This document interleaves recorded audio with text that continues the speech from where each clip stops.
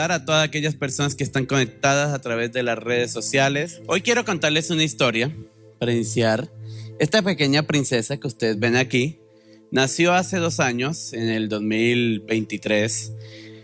Y cuando nació, a las pocas horas de haber nacido, los doctores a ella le detectaron algo que se llama ictericia.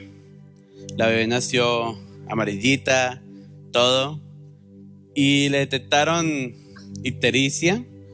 Sí, ella ahorita es, si la ven, es blanquita, pero ella no era así, de color amarillito. Y resulta, ¿por qué le dio ictericia? Porque resulta, mi esposa es O positivo, yo soy A positivo, y la bebé nació con mi tipo de sangre. Y hubo una incompatibilidad por tipo de sangre. Y la bebé nació con esa ictericia. Así que ella estuvo internada en la UCI neonatal por aproximadamente casi 2 semanas, de la cual salió, pero al tiempo volvió a estar internada.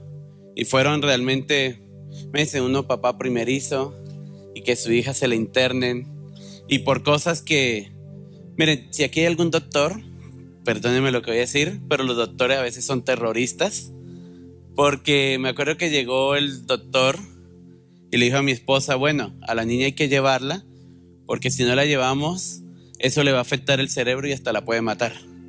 ¿Dice usted como papá primerizo, y especialmente las mujeres después de una cesárea, que lleguen y les digan eso, cómo sería su sentimiento? Como que lo destruye por completo.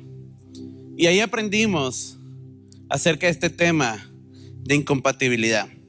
Y a raíz de esa historia, de hecho esta enseñanza que voy a dar hoy la construimos entre mi esposa y mi persona, porque a raíz de esa historia empezamos a pensar que sabe que a veces con Dios somos incompatibles. Y por eso hoy he titulado así esa enseñanza, incompatibles. Incompatibles. Así que quiero que vayan en sus Biblias al Evangelio de Lucas. Evangelio de Lucas, capítulo 15. Evangelio de Lucas, capítulo 15, del 11 en adelante. Todos conocemos esta historia. Dice la Biblia, también dijo, un hombre tenía 2 hijos, y el menor de ellos dijo a su padre, Padre, dame la parte de los bienes que me corresponde, y les repartió los bienes. No muchos días después, juntándolo todo, el hijo menor se fue lejos a una provincia apartada, y allí desperdició sus bienes viviendo perdidamente. Y cuando todo lo hubo malgastado, vino una gran hambre en aquella provincia y comenzó a faltarle. Y fue y se arrimó a uno de los ciudadanos de aquella tierra, el cual le envió a su hacienda para que apacentase cerdos. Y deseaba llenar su vientre de las algarrobas que comían los cerdos, pero nadie le daba. Y volviendo en sí dijo, ¿cuántos jornaleros en casa de mi padre tienen abundancia de pan, y yo aquí parezco de hambre? Me levantaré e iré a mi padre y le diré, Padre, he pecado contra el cielo y contra ti. Ya no soy digno de ser llamado tu hijo. Hazme como a uno de tus jornaleros. Y bueno, todos conocemos la historia. Él se levantó, fue donde el papá, y el papá corrió. Miren, así les quise comenzar con la historia de mi bebé. ¿Por qué? Porque así como a veces puede haber una incompatibilidad sanguínea, sabe que a veces nosotros nos volvemos incompatibles con los planes que Dios tiene para nosotros y queremos hacer las cosas a nuestra manera. A veces se nos olvida que Dios con cada uno de nosotros tiene planes extraordinarios y queremos terminar haciendo los planes a nuestra manera, olvidando lo que Dios tiene para nosotros. Este hombre, por como lo narra Jesús la historia, este hombre era un hombre millonario, un hombre muy poderoso en la zona. Es decir, este joven lo tenía todo. Él no tenía faltante de nada. Pregunta, ¿él tenía que estar comiendo algarrobas de los cerdos? No. Me imagino los banquetes que este joven se podía dar las veces que quisiera. O sea, si él decía, hoy para el almuerzo quiero un corderito asado con miel, se lo tenían preparado. Porque eran personas millonarias. Pero este joven un día le dijo a su papá, ¿sabe qué? Dame la parte que me corresponde. Y cuando se la dio, simplemente él se fue.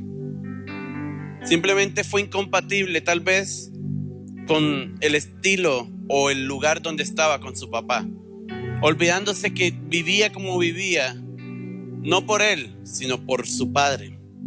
¿Sabe que a veces espiritualmente nosotros podemos caer en esa incompatibilidad espiritual? A veces nosotros nos damos cuenta, pero vivimos una vida donde estamos viviendo la vida a la manera como nosotros queremos y no a la manera como Dios la ha diseñado para nosotros. Porque quiero decirle algo a todos ustedes. Dios ha diseñado una vida extraordinaria para cada uno de ustedes. La Biblia lo dice, yo sé los planes que tengo acerca de vosotros. Dios tiene planes con cada uno de ustedes que están acá. Con cada uno de ustedes Dios tiene planes. Tal vez muchos dirán, si supieras dónde nací, si supieras el ambiente de mi casa, si supieras lo que estoy viviendo. Miren, Dios puede cambiar la historia de un momento para otro. Lo único que debes tener certero es que Dios tiene un plan extraordinario contigo. ¿Sabe? En la Biblia vemos personas que desecharon los planes de Dios por simplemente cumplir su voluntad, por simplemente querer hacer lo que les placía hacer. Por ejemplo, un ejemplo es Saúl. Saúl, él hizo lo que quiso, pero al final terminó siendo desechado por Dios. Otro ejemplo es Esaú. Esaú despreció su primogenitura y cuando la quiso recuperar ya era muy tarde. A veces nosotros no nos damos cuenta y estamos desechando cosas de Dios por simplemente abrazar cosas que nacen de nosotros mismos. Pero, ¿qué lleva? ¿Qué nos lleva a nosotros a esa incompatibilidad espiritual? ¿Qué nos lleva a nosotros? Primero, quiero decirles que una de las cosas que nos lleva es complacer la carne. Complacer la carne. Complacer la carne. Miren, Gálatas capítulo 5, verso 16. La gran mayoría se lo sabe. Dice, andad en el espíritu y no satisfagáis los deseos de la carne. Ahora, ¿qué significa eso de satisfacer? Porque ha habido una lucha siempre en el mundo cristiano, con el sentir, el deseo. Y muchos creen que eso es satisfacer. De hecho, hace muchos años existía una corriente religiosa que cada vez que sentía un deseo carnal, se latigaban para dejarlos de sentir. Entonces muchos dirán, pastor, ¿entonces está mal que sienta? No, no está mal que sientas. De hecho, es normal que sientas. ¿Por qué? Porque la carne, miren, hagan conmigo así, pellizquense un poquito. Eso que usted tiene allí está tendido hacia el pecado. Está vendido siempre hacia el mal. Les voy a decir algo.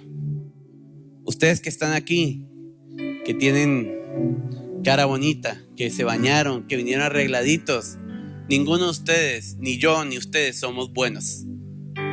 Todos somos malos. Todos somos malos. Y todos tenemos tendencia hacia el pecado. Y la carne siempre va a surgir su deseo. Siempre. Pero entonces, ¿qué es satisfacer? Bueno, en el original, la palabra satisfacer es teleo. Y teleo traduce completar, ejecutar. Entonces, ¿qué es satisfacer? Por ejemplo, usted, ¿cuántos no les pasó de niños que rompieron un jarrón en la casa y ustedes saben que su papá los iba a pegar? Entonces ustedes desde el primer momento le vino el deseo de decir: di que eso no lo hiciste tú, di que eso fue el viento, que tú no sabes qué pasó, que hay fantasmas en la casa, que eso se apareció algo y tú estabas en tu cuarto. El deseo siempre está. ¿Cuál es el problema? ¿Dónde es que Pablo dice no satisfagáis? Cuando tú ejecutas ese deseo. Por ejemplo, las parejas. Miren, no nos digamos mentiras. Cuando usted tiene una relación de noviazgo con alguien, aquí no vamos a ser espirituales, no tiene una relación de noviazgo simplemente para, no, nosotros somos santos y no solo vivimos orando. No, cuando usted está en una relación de noviazgo, es normal que el cuerpo sienta ciertas sensaciones hacia su pareja y que aún haya cierto deseo de índole sexual. ¿Dónde está el punto de satisfacer? El problema es que tú des rienda suelta a esos deseos. Es decir, el apóstol Pablo, ¿qué es lo que nos está diciendo? El apóstol Pablo lo que está diciendo es: no jueguen con esos deseos. No jueguen con esos deseos. No jueguen con esos pensamientos. Porque ojo, no son solo los deseos, a veces los pensamientos. Hay gente que se queda volando en pensamientos. No juegues con eso. No satisfagas, no completes el deseo de la carne. Es decir, no aceptes lo que tu carne siempre desea. Vuelvo y digo, tu carne siempre va a desear hacer el mal. Miren, desde algo mínimo. Si usted ve que a alguien se le cayó un billete de 20,000 pesos, no le ponga el pie y no diga: no sé quién. No, yo no he visto ningún billete. Desde eso mínimo. Lo han hecho, más de uno se ríe. ¿Por qué? Porque desde cosas pequeñas a veces uno satisface la carne. Desde cosas mínimas. ¿Sabe que a veces nos volvemos incompatibles con Dios porque queremos vivir con Dios? Queremos vivir una vida con Dios, pero a la vez viviendo una vida donde damos riendas sueltas a nuestros deseos. Miren, les voy a decir, eso es imposible hacerlo. Uno de los dos mundos va a ganar en algún momento. Una de las dos vidas va a ganar. ¿Y sabe cuál es el problema? Se los digo, que normalmente quien gana es la carne. Porque, vuelvo y les digo, ¿ustedes en qué mundo viven? En la tierra. Viven en la carne, es decir, en un cuerpo humano. Todavía ninguno aquí es cuerpo glorificado. Por lo tanto, sus deseos siempre van a estar allí. Pero nosotros no debemos satisfacer la carne. Debemos vencer a esos deseos. De hecho, el apóstol Pablo habla en Romanos que no presentemos nuestro cuerpo como miembros al pecado. Romanos capítulo 6, verso 13. La Biblia dice que no presentemos nuestros miembros como cuerpo, como miembros como al pecado, sino como instrumentos de justicia delante de Dios. ¿Sabe que usted los miembros de su cuerpo debería presentarlos siempre como un instrumento de justicia delante de Dios? Siempre. Miren, siempre.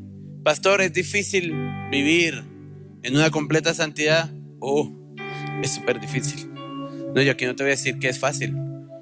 Y de hecho la Biblia nos manda a vivir en santidad. Ahora, santidad no tiene que hablar no tiene que hablar de lo exterior.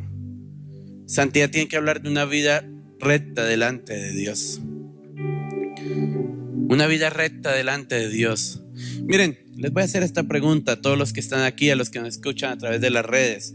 No la tienen que responder, pero solo imagínense que hoy fuera el día del juicio final y delante de usted está Dios con el libro de la vida abierto, de par en par, y se lee su nombre. ¿Cómo te llamas tú? Juan. Y de repente se escucha el nombre Juan, ¿tu apellido? Espitia. Juan Espitia, pase adelante. ¿Qué pasa si tu nombre es mencionado por Dios en este momento? ¿Cuál crees que sería tu veredicto? ¿Cuál crees que sería tu veredicto? Si en este momento el libro se abriera de par en par y toda tu vida fuera dicha. Miren, a veces yo me pregunto eso y créanme que le termino pidiendo perdón a Dios y le digo: Señor, hasta por lo que no me he confesado, te pido perdón. Porque ¿sabe que a veces uno consiente la carne? Miren, vuelvo y digo, no es fácil una vida en santidad, pero sí es posible una vida completa en santidad. La Biblia a mí me parece asombrosa, porque la Biblia nunca oculta cuando un hombre de Dios peca. Pero la Biblia, hay dos personajes que yo quiero comentar de forma rápida. Uno es Samuel. Ustedes léanse la historia de Samuel. Miren, de Samuel no se habla ni un solo error.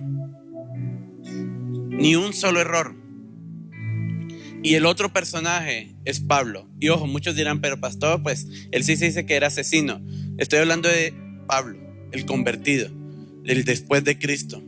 Si ustedes leen la historia de Pablo después de Cristo, no se habla de ni un solo error.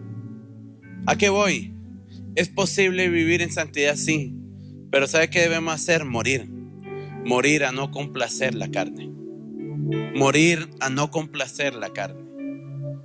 Ahora, esto es difícil hacerlo por nosotros, sí, pero ahorita vamos a hablar un poco más de eso. Lo segundo que nos lleva a esa incompatibilidad es amistad con el mundo. Amistad con el mundo. Santiago capítulo 4 verso 14 dice: ¿o no sabéis que los que se hacen amigos del mundo se constituyen en enemigos de Dios? Amistad con el mundo. Ahora, cuando yo te hablo de amistad con el mundo, no te estoy hablando en la forma de hacia el pecado, aunque sí en cierto punto tiene que ver. Pero ¿sabes qué te estoy hablando de amistad con el mundo? Cuando tú haces cosas que otros hacen, pero que sabes que están malas, pero solo las haces porque a otros les está funcionando.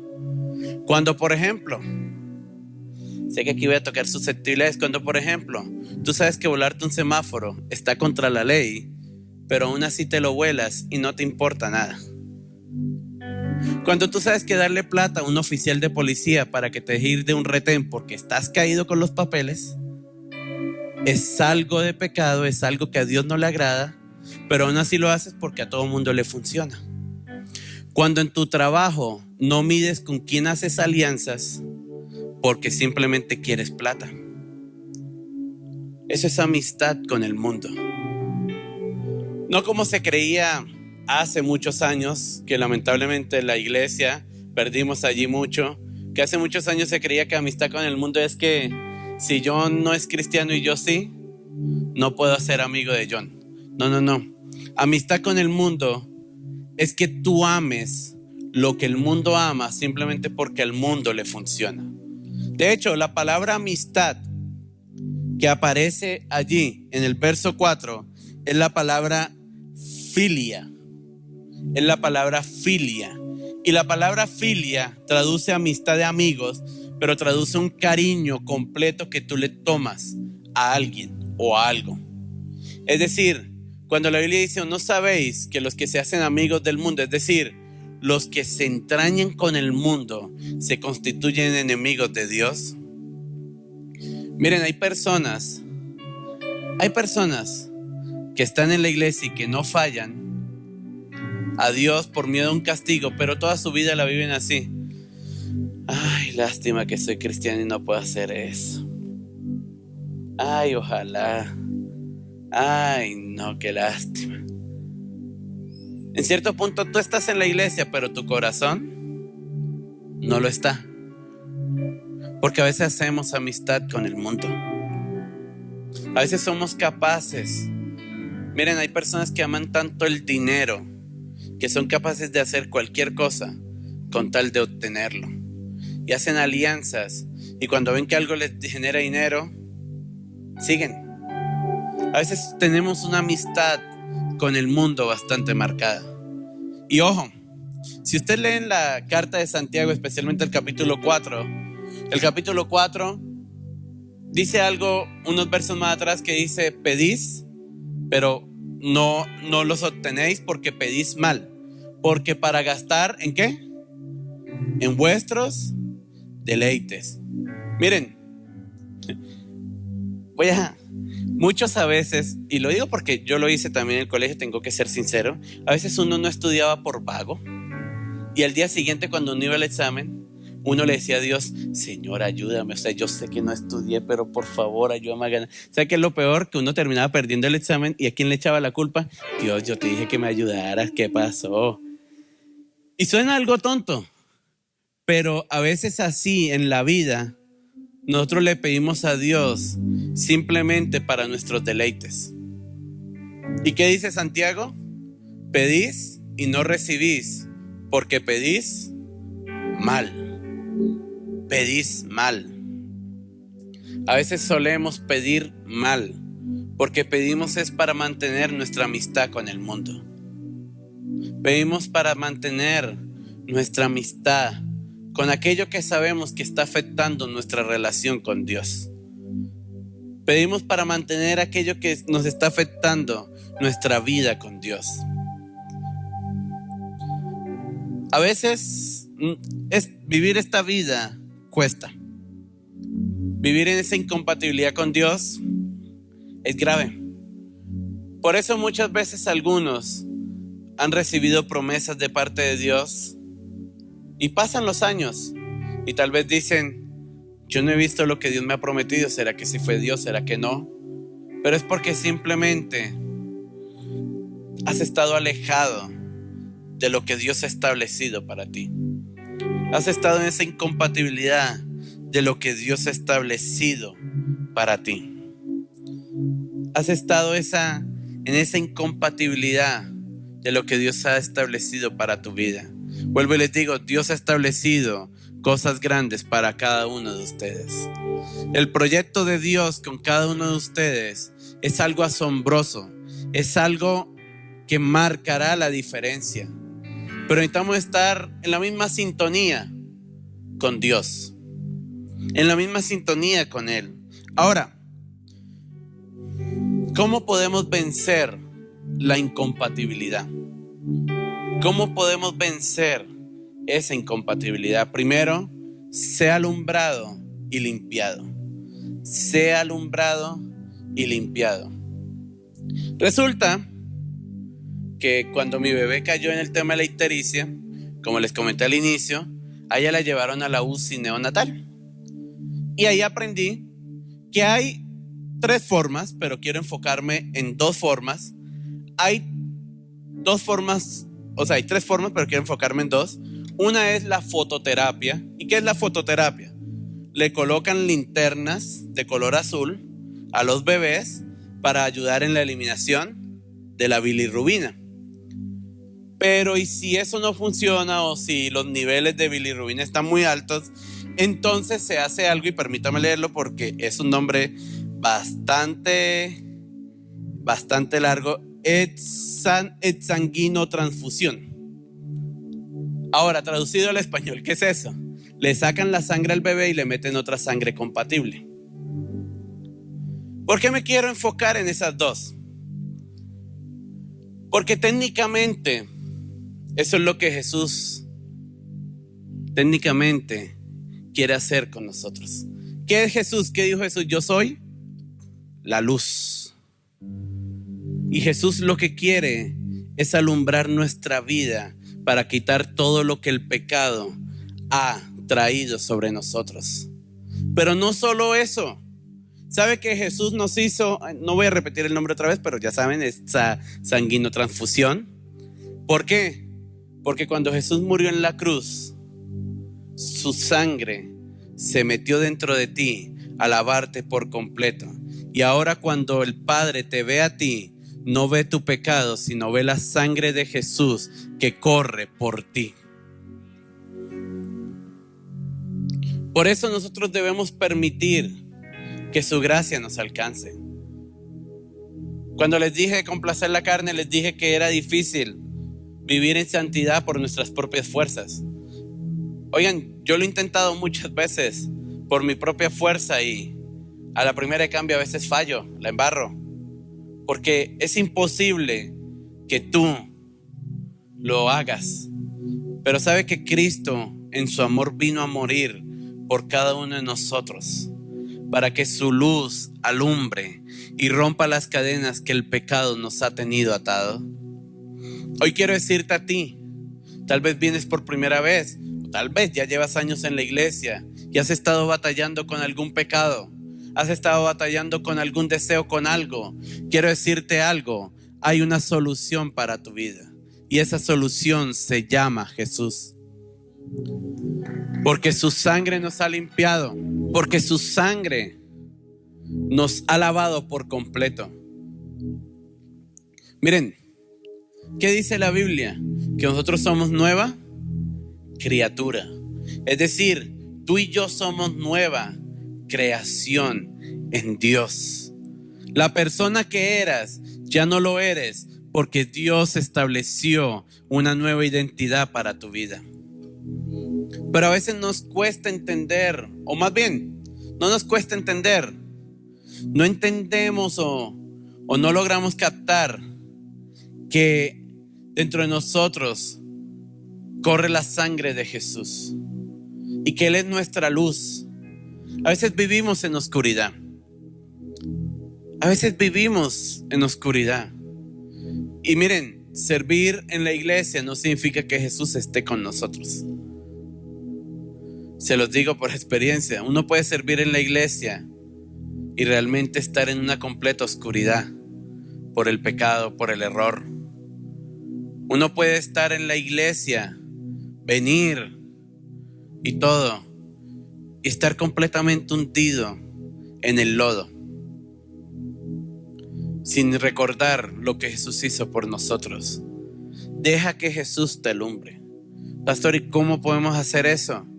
Simplemente acércate a Jesús. Simplemente acércate a Jesús.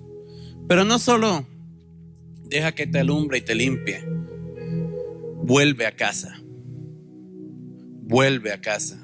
Y no estoy hablando del auditorio tal vez físico, porque obviamente muchos dirán, pastor, pues yo estoy aquí, vengo todos los viernes o los domingos.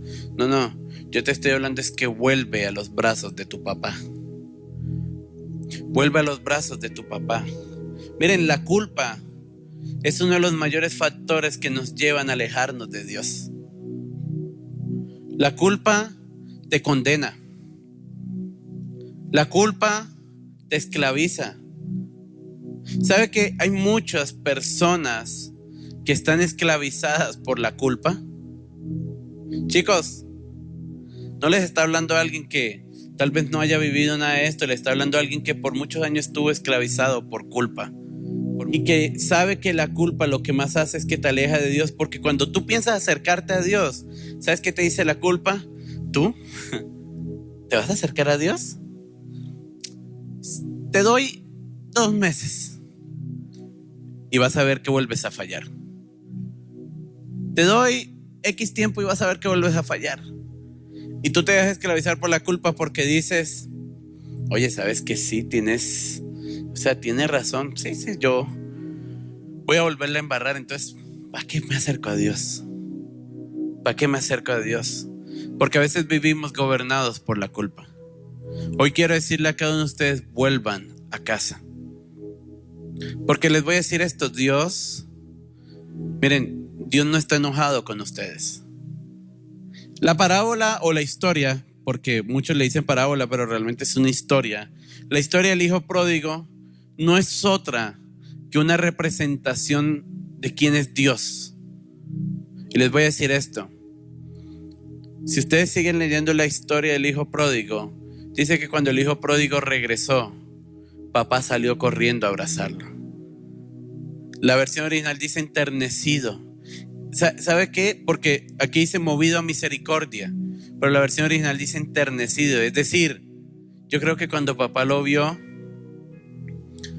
papá se le aguaron los ojos y salió corriendo y dijo, es mi hijo, es mi hijo, es mi hijo, es mi hijo. ¿Sabe que ese es Dios contigo?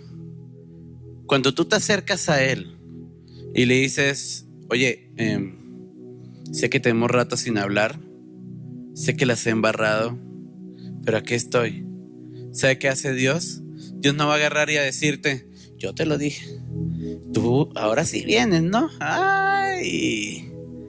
No, Dios va a abrazarte y te va a decir, es mi hijo, es mi hijo. Y Dios no te va a castigar. Jóvenes, Dios a un corazón arrepentido no va a castigar. Porque ¿sabe qué hizo el papá?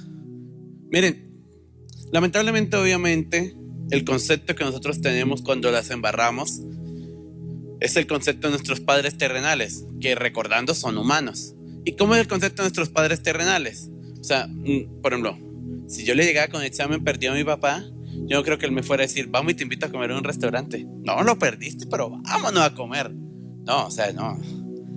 Me llamaba la atención, ¿cierto? O me decía, perdiste el examen, listo. No juegas por tanto tiempo y te me dedicas a estudiar. Es decir, había un castigo. Y obviamente esa mentalidad a uno le queda y uno dice, no, con Dios va a funcionar igual. Pero cuando usted lee la historia del hijo pródigo, léala con detenimiento. ¿El padre castigó al hijo? Más bien, ¿qué hizo cuando el hijo volvió? Dice la Biblia que llamó a su siervo y les dijo, oigan, saquen el mejor becerro, o sea, lo que mejor tengan, saquen los mejores vestidos, saquen el mejor anillo y pónganselo. ¿Sabe que así es Dios con ustedes? Ustedes a veces vienen con su vida hecha añicos, su corazón roto por una relación que los dañó, tal vez su vida emocional dañada porque probablemente han cometido errores de estar con una y otra persona. Pero Dios no mira el pasado. Apenas tú te acercas a Dios, Dios restaura por completo lo que el pecado te ha quitado. Dios restauró por completo al hijo pródigo. Dios lo restauró por completo a este hombre. Y eso quiere Dios con nosotros. Miren, el pecado, la carne, el mundo, te vende placeres, te vende deseos, te vende múltiples cosas que al momento te dan placer, pero luego te dejan solo. El hijo pródigo se fue, malgastó el dinero que tenía en mujeres, me imagino allá con los amigos, Dios mío, metido apostando, se lo gastó en no sé en cuánta cosa pudo, pero cuando el hijo pródigo se quedó sin plata, se quedó destruido, quedó solo, la pregunta es, ¿alguien estuvo con él? ¿Alguno de sus amigos estuvo con él cuando a él le tocó ir a comer algarroba ya con los cerdos? Ninguno. Porque ¿sabe que eso es lo que hace Satanás contigo? Satanás te vende placeres. Satanás te vende el pecado y te lo vende de forma buena. Miren, Satanás es un bueno de marketing. No, el man sabe de marketing. Te lo vende que tú lo puedes comprar, pero después cuando la vida da la vuelta, terminas destruido. Satanás te vende con una pareja que te dice, si no me das la prueba de amor, es que no me amas. Y cuando te terminas acostando con esa persona y tú quedas embarazada, él termina dejándote y dejándote tal vez destruida tu corazón. O Satanás te vende que para llenar tus vacíos necesitas harta plata y que la puedes conseguir de X forma ilegal, pero luego tu vida termina destruida probablemente en una prisión. Porque Satanás te vende placeres que al momento agradan, pero después destruyen. Te voy a decir que te vende Jesús. Va a sonar un poco paradójico. Jesús no te vende una vida de placeres, pero Jesús, aunque la vida con Cristo parezca difícil, yo sí te puedo asegurar que por más difícil que el camino parezca, el final va a estar lleno de placeres que Jesús nos va a dar, de deseos, de gozo, de cosas que nada ni nadie puede reemplazar. Porque este camino no es fácil. Jesús mismo lo dijo, angosto es el camino y estrecha es la puerta de la salvación. Es angosto el camino. Es un camino donde muchas veces, tú vas a tener que llorar en silencio, porque aquellos que dicen ser tus amigos no van a entender que tú eres cristiano y se van a alejar de ti. Donde cuando tal vez tu pareja te diga, oye, acostémonos, y tú le digas, no, eso está en contra de lo que le agrada a Dios, probablemente vas a perder parejas, vas a perder personas. Probablemente en este camino tu propia familia te va a dar la espalda. Suena trágico, pero es un camino que yo te aseguro que va a ser un camino de bendición, porque aún en medio de las pruebas el Señor estará contigo, porque aún en medio de todo lo que puedas atravesar, Dios no dejará que te mueras, porque aún en medio de todo lo que pueda estar pasando en tu vida, Dios no va a permitir que tu pie desfallezca. Dios no lo va a permitir. Y por último, para orar, por último, para vencer la incompatibilidad, recuerda quién eres. Ya hemos hablado del hijo menor, pero en este punto quiero hablar de alguien, del hijo mayor. Resulta que cuando el hijo menor volvió y se arrepintió y el padre hizo severa fiesta y todo chévere, dice la Biblia que los jornaleros, los trabajadores, fueron a buscar al hijo mayor y le dijeron, oye, tu papá está haciendo un fiestón allá porque tu hermano volvió. Bueno, y dice que el hijo mayor estaba molesto con el padre y no quería entrar a la fiesta. Y el padre se le acercó y le dijo, hijo, o sea, ¿qué te pasa? Y él le dijo, mira, yo te he servido a ti por muchos años y a mí nunca me has dejado celebrar una fiesta con mis amigos. Y ahora este que se malgastó esa plata en prostitutas y en cosas, a este sí le armas una party espectacular. Vengan, yo les voy a decir una cosa. Vamos a la época, porque probablemente, obviamente, en nuestros tiempos, un hombre rico, pues para darle una lección a sus hijos los ponga a trabajar. Pero en aquella época, normalmente, los hijos de los ricos, ¿para qué iban a trabajar? Es decir, ¿qué estaba haciendo el hijo mayor con los jornaleros? Cuando él, ¿qué era? Él era hijo. ¿Sabe?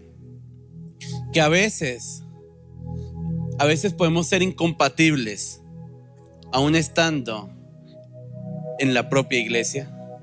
Miren, a veces nos olvidamos de quiénes somos.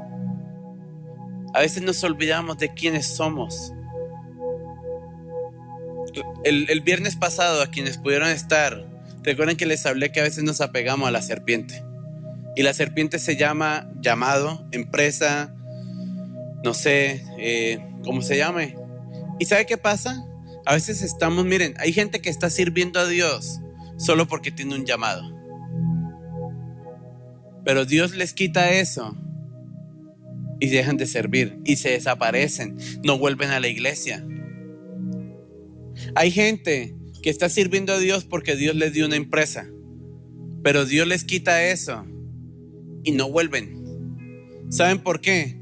Porque su identidad no está basada en Dios. Su identidad está basada en lo que Dios les está dando. El hijo tenía su identidad basada en lo que el padre le podía dar, no en quién era él para el padre. Chicos, con esto quiero decirles que ustedes deben recordar quiénes son ustedes y que ustedes son hijos de Dios.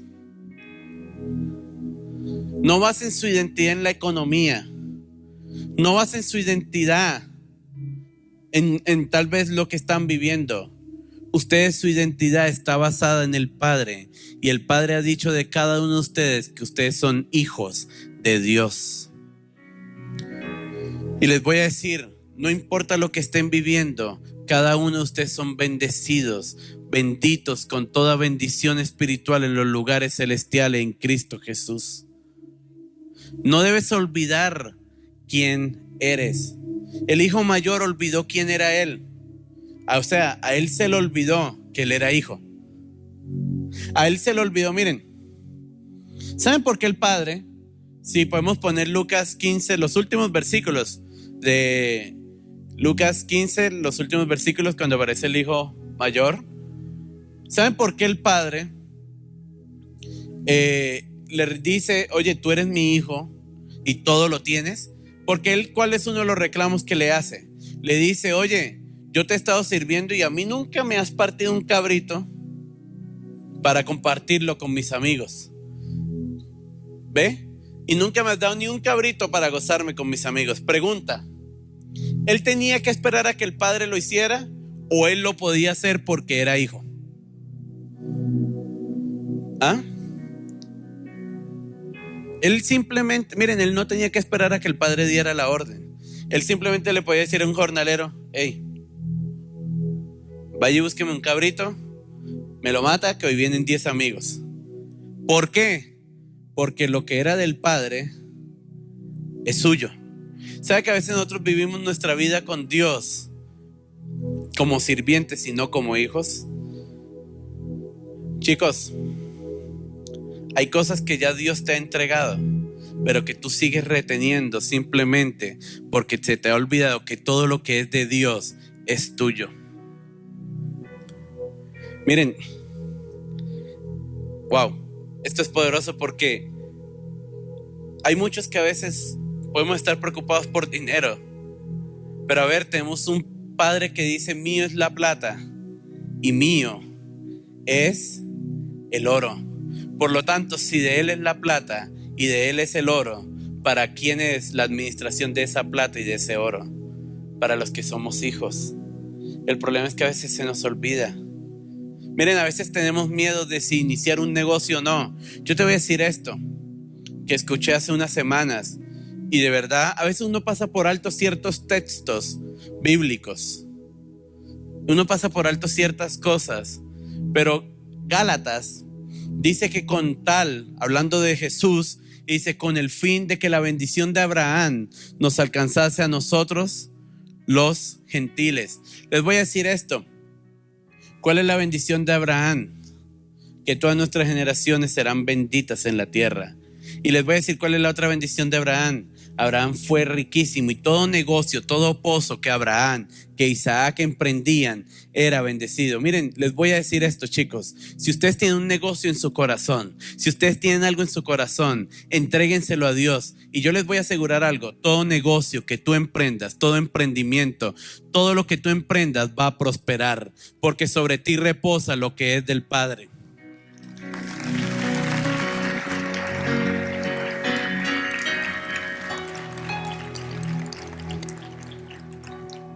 Debemos recordar nuestra identidad.